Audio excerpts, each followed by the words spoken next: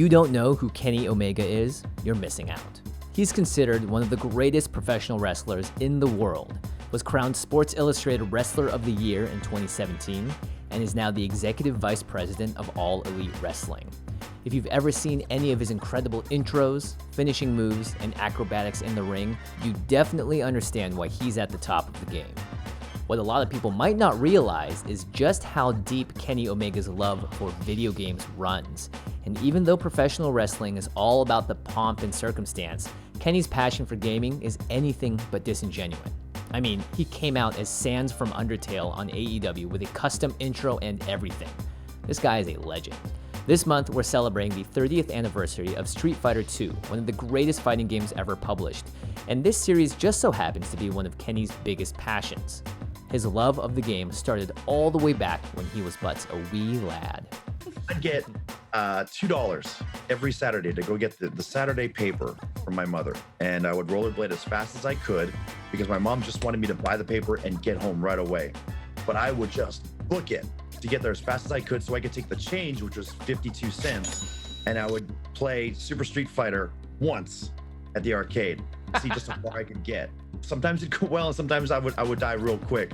But that was always, one of the highlights was for me to take money that I shouldn't have used to play Street Fighter, because my mom thought that the paper came close to around like $2. But so it was you were actually just conveniently withholding that information. And I took 50 of those cents that I got back, and I gave her 2 pennies back. And I said, "Hey, here's your paper, Mom, and here's the change." Kenny's storied career in wrestling soon brought him to Japan, where he was captivated by pro wrestler Kota Ibushi. And it was in this setting that Kenny was really able to show his personality and creative side off in the ring. Not only that, but the local arcades of Shinjuku and Shin-Kaiwa were the perfect place for Kenny to train, not as a wrestler, but a Street Fighter pro.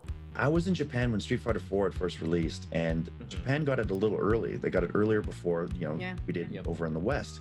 And I was blown away by seeing just how good everyone was upon week 1, week 2 of this game. Finally, I had an opportunity way down the line, because I went to Japan first in 2008, so it's about 2010 when I started to meet some of the pro players. As luck would have it, I had opportunity later on down the line to play against some, to train with some, to get involved with events, doing commentary. And it just led to this whole new wonderful world of games and Street Fighter and fighting games and meeting new people and new friends, just a whole new sort of culture that I've always wanted to be a part of, and much different from wrestling and sports and other things that I had sort of been involved in up to that point. The professional gaming scene for fighting games in Japan is no joke. Some of the most legendary players of all time have emerged from that setting. And for someone like Kenny, who was relatively new, it proved to be a training ground that would test his limits, both as a gamer and as an athlete. Okay, this is a little embarrassing. So there's sort of like legendary arcades in Tokyo, where if you want the top competition, this is where you go. So it's Taito Station in Shinjuku, and that's the pinnacle. You can compete there. You can compete with the best. Right. I remember seeing he's just a real he's a fixture in the Street Fighter community right now. His name's Nemo, and I would see him just sitting at a cab, and at the time of Street Fighter 4, so he's playing Relento, and he would sit there all night, and people would line up to play him, and he would just win, and you'd look, and you have 90 win streak, 99 win streak, 110 win streak, and it never end. And I thought that would crazy me thinking that I was good. I've learned how to use stick now, and I have this knowledge, and I've spoken with some pro players, and I've played some practice sets with them that I could go here and I could do well. And I would show up with $50 in coins, and I would end up leaving in like 45 minutes. Wow. So, man. So the big level up moment for me, step 1 is probably the realization that I shouldn't be there yet. Like, I'm not even anywhere near being there yet. But I went to my local arcade after that, which is at Shin-Kaiwa, and they had weekly tournaments every Thursday there. And there were a couple characters that give me trouble. So I would kind of just reach out on social media and, to characters that to guys that played the same character as me, and long, detailed DMs, and they would get back to me with exactly how to deal with this character. And then that sort of developed a friendship and, small talk and jokes and all that. And the big moment for me was when I won that weekly tournament. And I just felt that just a sense Yeah. of pride, you know, that I had sort of, I had kind of showed my sensei proud, you know, that Yeah, for sure.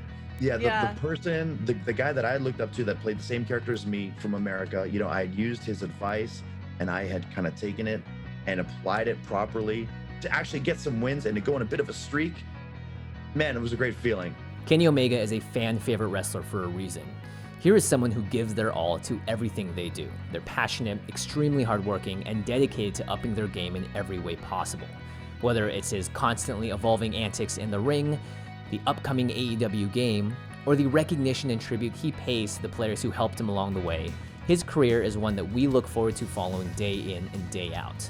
He's an industry icon, and one that you should be paying attention to if you've somehow missed out up until now.